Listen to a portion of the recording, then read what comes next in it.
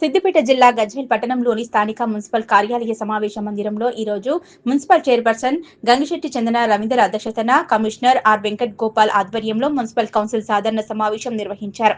ఈ సందర్భంగా పట్టణ అభివృద్ధి, ప్రజా సౌకర్యాలు మరియు పలు కీలక సామాజిక అంశాలపై సుదీర్ఘంగా చర్చించి పలు తీర్మానాలు చేశారు. ఆర్&ఆర్ కాలనీలో నిర్మించిన వైకుంఠధామం ప్రజలకు అందుబాటులోకి తీసుకురావడం, ఆర్&ఆర్ కాలనీలో సౌకర్యార్థం పట్టణంలో మెరుగైన ఆర్టీసీ బస్ సౌకర్యం కల్పన మరియు స్థానిక 7వ వార్డులో 10 పడకల ఆసుపత్రి అవసరమైన వైద్య సిబ్బంది నియమించేలా చర్యలు తీసుకోవాలని సభలో ఏకగ్రీవంగా తీర్మానించారు. ఈ అంశాలను తక్షణమే జిల్లా కలెక్టర్ దృష్టికి తీసుకువెళ్లాలన్నారు. వార్డుల వారీగా పెండింగ్ లో ఉన్న అంతర్గత రహదారులు, డ్రైనేజీ పనులను యుద్ధ ప్రాతిపదికన పూర్తి చేయాలని చైర్పర్సన్ అధికారులను ఆదేశించారు.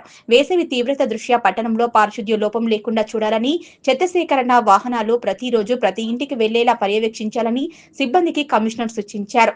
కౌన్సిల్ సభ్యులు తమ వార్డులోని త్రాగునీరు, విద్యుత్ దీపాల సమస్యలను సభ దృష్టికి తీసుకురాగా వాటిని ప్రాధాన్యతా క్రమంలో పరిష్కరిస్తామని చైర్పర్సన్ హామీ ఇచ్చారు. పట్టణంలో పచ్చదనం పెంపొందించేందుకు ప్రతి వార్డులో మొక్కల పెంపకం, పార్కుల నిర్వహణపై ప్రత్యేక శ్రద్ధ వహించాలని తీర్మానించారు.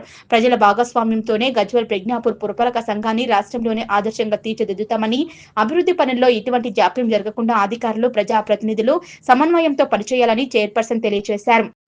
ఈ కార్యక్రమంలో vice chairman Padmabai Narsingarao, municipal council సభ్యులు, వివిధ విభాగాల అధికారులు, మున్సిపల్ కార్యాలయ సిబ్బంది పాల్గొన్నారు.